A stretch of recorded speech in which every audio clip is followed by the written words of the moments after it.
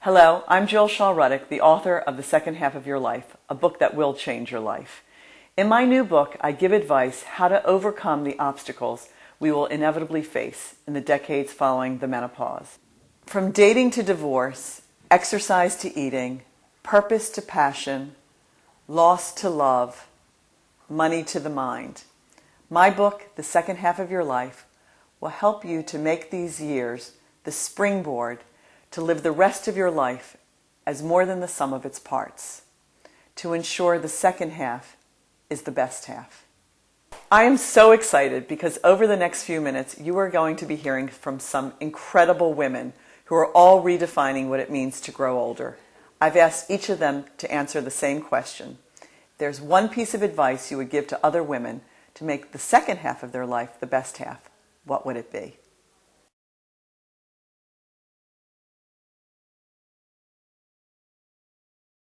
If there's one piece of advice that I would give to women about the second half of their life, is probably the same as for the whole of your life. It's a Quaker saying, live adventurously. But the good thing about the second half of your life is that you have more freedom to do so, because hopefully you'll not still be responsible entirely for your children. Your grandchildren will be around, but they're not entirely your responsibility. So suddenly you have this amazing freedom to do exactly what you like and to be utterly selfish. I mean, I give us an example. I have an utterly selfish car. It's a sports car. It's a two-seater.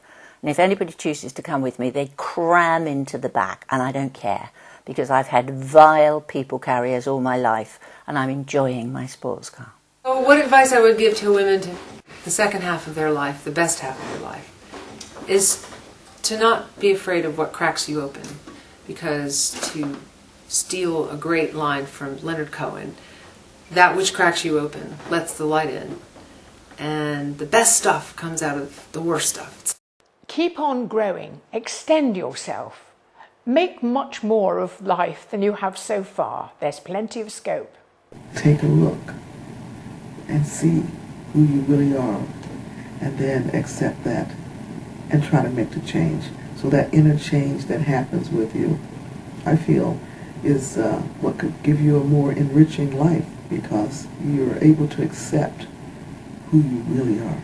It's not about first and second halves being less than the first half. But it is about no fear. Don't fear. There's nothing worse than anxiety and fear of what? What have you got to fear? Just keep going. It's about grasping everything and filling every moment of your life with joy.